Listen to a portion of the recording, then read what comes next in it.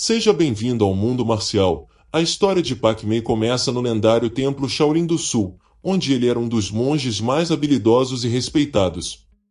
Sua maestria nas artes marciais era incomparável, e ele era conhecido por seu profundo conhecimento do Qi, a energia vital que move todos os seres. Mas durante a transição da dinastia Ming para a dinastia Qing, o Templo Shaolin se tornou um alvo. O governo Qing via os monges como uma ameaça, temendo que eles liderassem uma revolta contra o novo regime. Foi então que, segundo a lenda, Pak Mei tomou uma decisão que mudaria para sempre a história do Kung Fu. Mas antes de continuarmos, não se esqueça de inscrever-se no canal e deixar o like e conferir a playlist com temas semelhantes com vídeos como este. Era uma época de grande agitação na China, durante a dinastia Qing. O governo Qing, que havia subjugado a China e assumido o poder, temia as revoltas e a resistência dos patriotas chineses. Entre os mais temidos opositores estavam os monges do Templo Shaolin, conhecidos por sua maestria nas artes marciais e por sua lealdade inabalável à dinastia Ming. O Templo Shaolin, tanto do norte quanto do sul, era visto como um símbolo de resistência e força, abrigando dentro de seus muros segredos marciais e guerreiros capazes de liderar insurreições. A lenda de Pak Mei. Pak Mei é uma figura envolta em lenda, o que torna difícil discernir com precisão se ele era uma pessoa histórica, uma ideia simbólica ou uma representação de várias influências ao longo do tempo. Irei explorar diferentes interpretações e teorias sobre quem ou o que Pak Mei poderia ter sido. Pak Mei como uma pessoa histórica. Em muitas tradições, Pak Mei é retratado como um monge real que viveu durante a transição da dinastia Ming para a dinastia Qing, século XVII. Ele é descrito como um dos 5 anciãos de Shaolin, um grupo de mestres de artes marciais que sobreviveram à destruição do Templo Shaolin do Sul. Nesta interpretação, Pak Mei é visto como um mestre altamente habilidoso que desenvolveu um estilo de Kung Fu único, combinando técnicas que ele aprendeu no Templo Shaolin com suas próprias inovações. Em algumas histórias, ele é retratado como um traidor que ajudou os Qing a destruir o templo, enquanto em outras, ele é visto como um guardião do conhecimento Shaolin que fez o que era necessário para preservar o legado das artes marciais. Pak Mei como uma figura lendária. Outra interpretação sugere que Pak Mei pode ser mais uma figura lendária do que uma pessoa histórica real. Nesse contexto, Pak Mei pode representar a personificação de certos valores ou ideais nas artes marciais chinesas. Seu nome e sua história são usados para transmitir lições sobre lealdade, traição, sabedoria e o poder do Kung Fu. Ele pode ser uma fusão de várias figuras históricas ou um arquétipo criado para ilustrar as complexidades morais e estratégicas enfrentadas pelos praticantes de artes marciais durante um período de grande turbulência na China. Pak Mei como um título ou ideia. Há também a possibilidade de que Pak Mei não se refira a uma única pessoa, mas sim a um título ou uma ideia. Nesse sentido, Pak Mei poderia ser uma designação dada a um mestre de artes marciais que personificava certos princípios ou habilidades específicas, particularmente o domínio da energia interna Qi, e habilidades em artes marciais e a capacidade de combinar força com suavidade. O nome sobrancelha branca poderia simbolizar sabedoria e autoridade, sendo passado de mestre a mestre ao longo do tempo. Pak Mei como a representação de várias pessoas. Outra teoria é que Pak Mei pode ser uma figura composta, representando uma amalgamação de vários mestres de Kung Fu ao longo de gerações.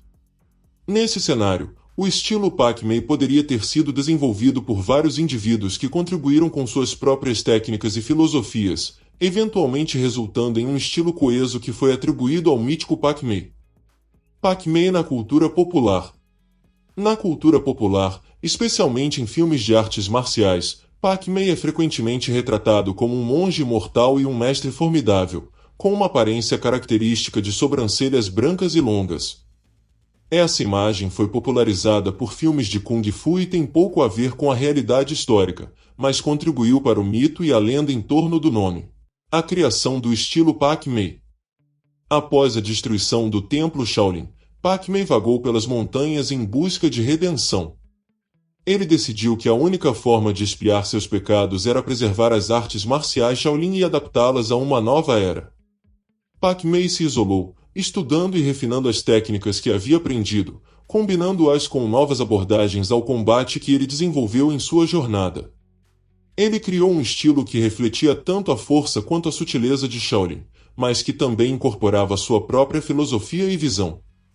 Este novo estilo de Kung Fu, conhecido como Pac-Man ou Bak-Man, foi projetado para ser devastador em combate, enfatizando a eficiência, a economia de movimento e a explosão de força interna.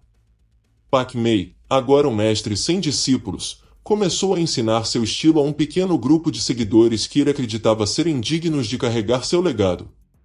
Ele treinou seus discípulos nas montanhas, longe dos olhos do governo Qing, garantindo que a essência do Shaolin não se perdesse completamente.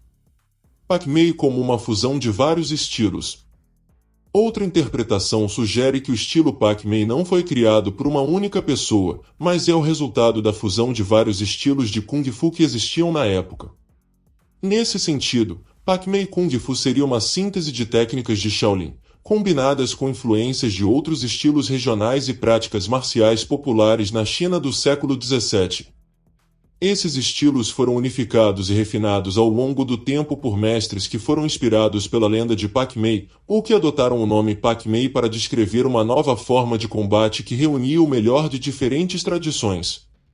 Esse processo de fusão e adaptação seria o verdadeiro criador do estilo, em vez de um único indivíduo.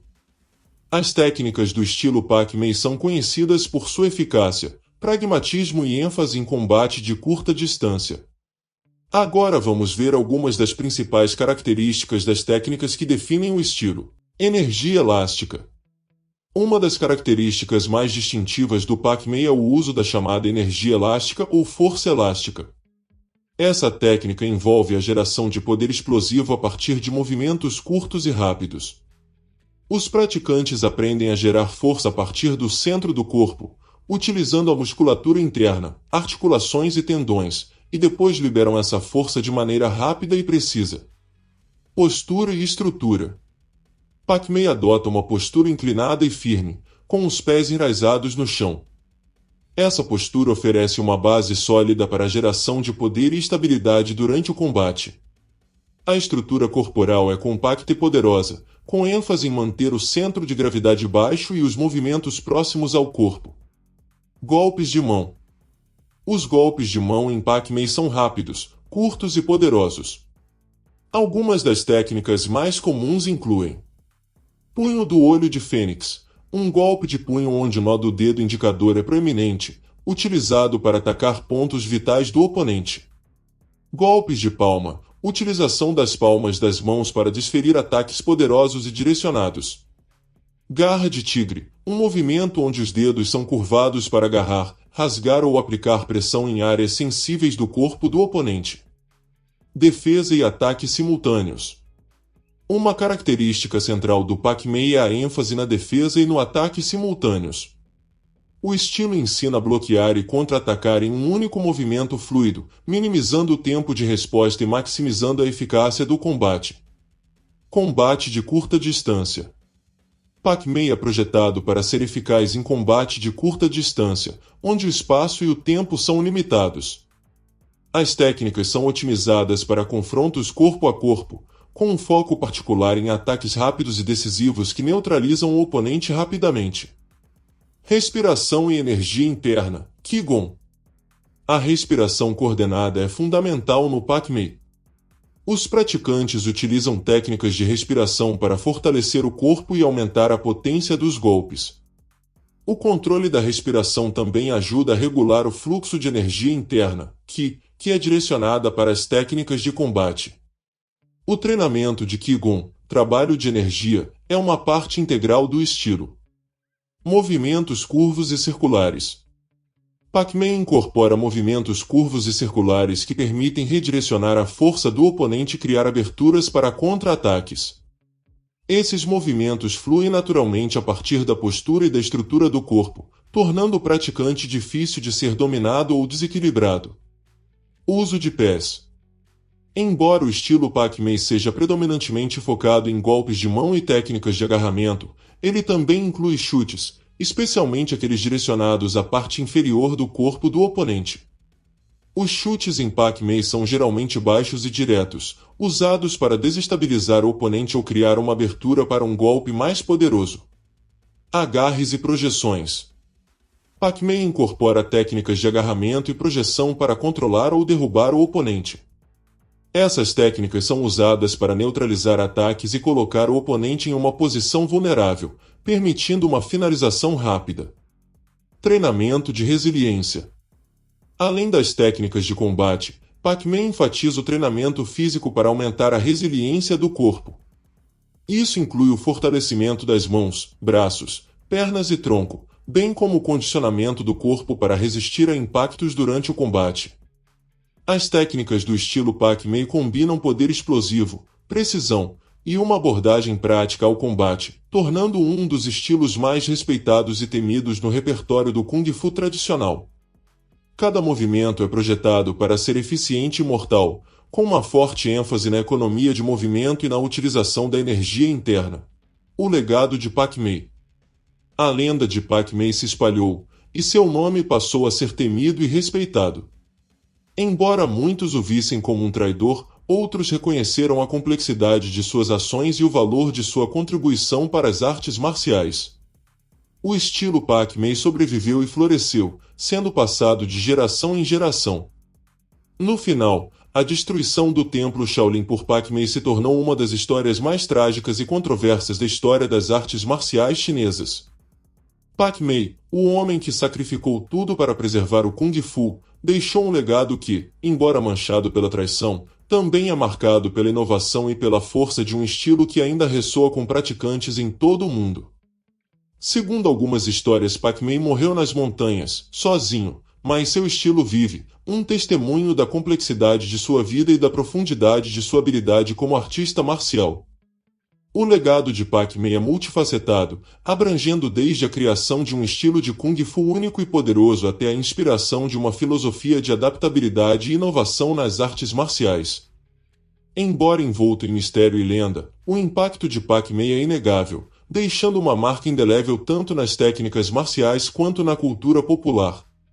Seja como um mestre histórico, uma figura lendária, ou um símbolo de evolução marcial, Pac-Man continua a inspirar e desafiar praticantes de artes marciais ao redor do mundo. Obrigado por ter chegado ao final do vídeo. Considere ver mais vídeos no canal. Curta, inscreva-se, comente, compartilhe, ative as notificações e até a próxima.